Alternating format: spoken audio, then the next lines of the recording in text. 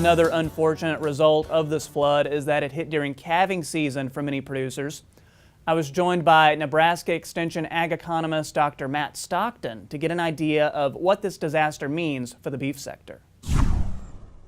Well, obviously, if you're in an area that's flooded and it affects where the animals are, it's going to be a tough go for those animals when they calve or as they're calving. And maybe you're in the middle of calving or towards the end of calving, and maybe there's some even young calves that were affected by the flooding. I mean, there's a lot of effects that the mud and it could create a muddy, dirty environment, which could create higher levels of scours. It could have calf loss. I mean, there's things about calving in a poor environment where the calves could drown, there's just so many things that could happen. So if you're in a flooded area, there's potential for those kinds of things to happen. If you're in an area that's pretty well away from the flooding, and it may not affect you as badly. It could affect some of your feed. It depends on what you're feeding and where your feed source is. If it's flooded out and you can't get, so there's going to be some people that are going to probably really be affected by this, unfortunately, and our hearts go out to those guys and gals. But then there's those that may not be affected as much. So hopefully most producers are going to be safe and well.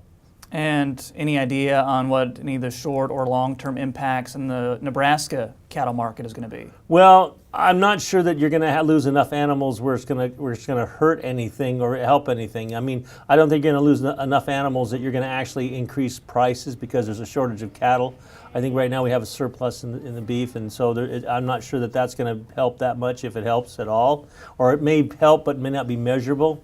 And I know that sounds bad, that somebody's strategy is going to help the prices, but that's kind of how it goes. When things are bad, in other words, no cattle around, things go bad, then things are better for the price, but they're not necessarily better for the producers.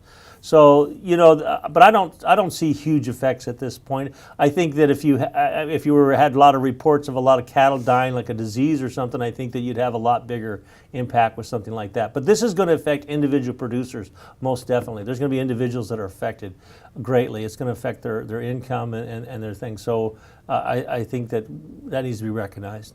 Do you know anything about the response from Extension or other cattle organizations across the state? Well, I do know that Extension, there's been a bunch of material that people have been talking about, that they have some flood material, and I think that people the Extension are very concerned trying to get these materials and things out, and what can we do to help people and our communities. And I think that it's kind of like, we just ripped the Band-Aid off, and now we're not to the point where we really know what's going on yet as far as what we need to exactly do. But I think the response is, yes, we need to do something. Yes, we need to be helpful. Yes, we need to be part of the recovery. Yes, we're interested in producers and businesses and our communities very much. Extensions are part of the communities that they're in.